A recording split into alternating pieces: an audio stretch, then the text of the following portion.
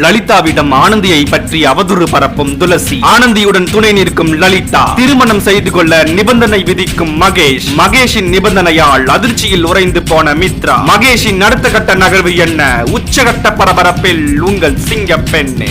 வெளியே கருணாகரன் கிட்ட ஆனந்தி சொல்லிக்கிட்டு இருக்காங்க, இது எல்லாமே அவங்களா முன் நாங்க நல்லா இருக்கணும் அப்படின்றதுக்காக எனக்காக இந்த உண்டியல்ல காசு போட்டாங்க அப்படின்னு கருணாகரன் சொல்றாங்க. இதெல்லாம் கேட்டு கருணாகரன் ரொம்பவே கோபமும் அதிர்ச்சி அடைஞ்சுகிட்டு இருக்காரு. இன்னொரு பக்கம் பாத்துட்டு துளசி லலிதா கிட்ட ஆனந்தியை பத்தி செமையா அவதூறு பரப்புறாங்க. இந்த அவதூறை நம்பி ஏமாறாம லலிதா சொல்றாங்க, ஆனந்தி அப்படிலாம் பண்ண மாட்டா, ஆனந்தி நல்லவதான், எனக்கு என்னமோ நீ தான் இதெல்லாம் பண்ணிருப்ப, நீ தான் அந்த பால்ல எதே கலந்து கொடுத்திருக்கிற அப்படின்னு துளசியை பார்த்து லலிதா சொல்றாங்க. லலிதா இந்த மாதிரி ஆனந்தி பக்கம் போனதுனால துளசி ரொம்பவே அதிர்ச்சி அடைஞ்சு ரொம்ப வியந்து பாக்குறாங்க. இன்னொரு பக்கம் பாத்தீங்கன்னா மகேஷை எப்படியாவது திருமணம் பண்ண வைக்கணும் அப்படின்றதுனால அவங்களோட அப்பா அம்மா மற்றும் மித்ராவோட அம்மா மற்றும் மித்ரா நின்று அவங்க கிட்ட பேசிக்கிட்டு இருக்காங்க. ஆனா மகேஷ் எதுக்கும் ஒத்து வரல. ஆனந்தி வயித்துல வளர்ற குழந்தைய தான் குழந்தை மாதிரி யார் பாத்துக்கிறாங்களோ, எந்த பொண்ணு பாத்துக்கிறாங்களோ அந்த பொண்ணு தான் நான் திருமணம் பண்ணிப்பேன் அப்படின்னு ஒரு புதிய நிபந்தனையை வைக்கிறாங்க. இந்த நிபந்தனையால மகேஷோட குடும்பங்கள் எல்லாமே அதிர்ச்சி அடைகிறாங்க. மித்ராவும் பேரதிர்ச்சி குறைஞ்சு போயிடுறாங்க. எப்படிதான் மகேஷை மாத்தி நம்ம திருமணம் பண்ணிக்கணும் அப்படின்னு தெரியாம மித்ரா